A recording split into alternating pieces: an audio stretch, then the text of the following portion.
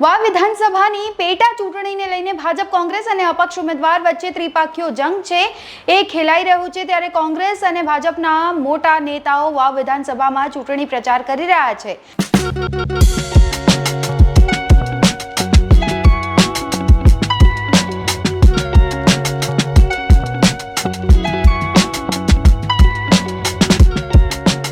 केंद्रीय मंत्री અને ગુજરાત પ્રદેશ ભાજપ પ્રમુખ સી.આર. પાટીલ પણ ભાભર પહોંચ્યા હતા અને તેમને અહીં કાર્યક્રમમાં હાજરી પણ આપી।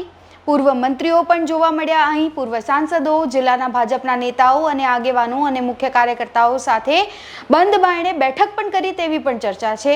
ચૂંટણી જીતવા માટે રણનીતિ પણ ઘડવામાં આવી છે, જેમાં સી.આર. પાટીલ સાથે મંત્રી બળવંતસિંહ રાજપૂત, મંત્રી ભાનુબેન બાબરિયા સહિત અનેક પ્રદેશના નેતાઓ છે તેમની ખાસ ઉપસ્થિતિ અહીં જોવા મળી હતી। કાર્યકર્તા ખેમાજી ઠાકોરે કહ્યું છે કે અમારી પાટીલ સાહેબ સાથે બેઠક હતી જે ગુપ્ત હોવાથી કંઈ કહી ન શકાય, પરંતુ ચૂંટણી માટેની રણનીતિ તૈયાર કરવામાં આવી છે। જો કે અનેક બેઠક બાદ પ્રદેશ અધ્યક્ષ સી.આર. પાટીલે કહ્યું કે બનાસકાંઠામાં વાવ પેટા ચૂંટણી છે ખૂબ જ મહત્વની છે। ભારતીય જનતા પાર્ટીની આમાં જીત પણ થશે। મહત્વનું છે કે સી.આર. પાટીલ દ્વારા એવું નિવેદન આપવામાં આવ્યું હતું કે આ સીટે કાર્યકર્તા વચ્ચે ઉત્સાહ પણ ભરી દીધો છે। 2022માં અમે આ સીટ ગુમાવી, 2024માં લોકસભા જીતવા છતાં આ વિધાનસભામાં પહેલા જ અમે હારી ગયા છીએ। જો કે અપક્ષ ઉમેદવાર માવજી પટેલના સવાલ ઉપર સી.આર. પાટીલે એવું કહ્યું છે કે આ મીટિંગ ઉત્સાહ ભરેલી હતી। 2022માં આ સીટ અમે ગુમાવી છે, પરંતુ 2024માં પૂરી શક્યતા છે કે આ સીટ અમે જીતીશું।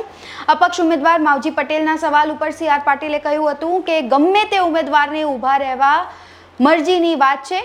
જંગ ત્રિપાખીયો ચોપાખીયો પણ હોઈ શકે છે, પણ જે પણ ઊભા હોય તે તેમના પોતાના અને અંગતના વિચારો ઉપર હોય છે। તેમને એવું લાગ્યું એટલા માટે જ તેમને અપક્ષ ઉમેદવારી નોંધાવી હતી। ભાભર ખાતેની બેઠક પૂર્ણ થયા બાદ સી.આર. પાટીલને મળવા વિધાનસભાના અધ્યક્ષ શંકર ચૌધરી પણ પહોંચ્યા હતા।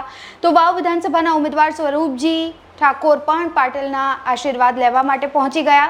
જો કે પૂર્વ સાંસદ પર્વત પટેલે બેઠક બાદ અપક્ષ ઉમેદવાર માવજીભાઈ પટેલને લઈને મોટું નિવેદન આપતા ખળબળાટ મચ્યું છે।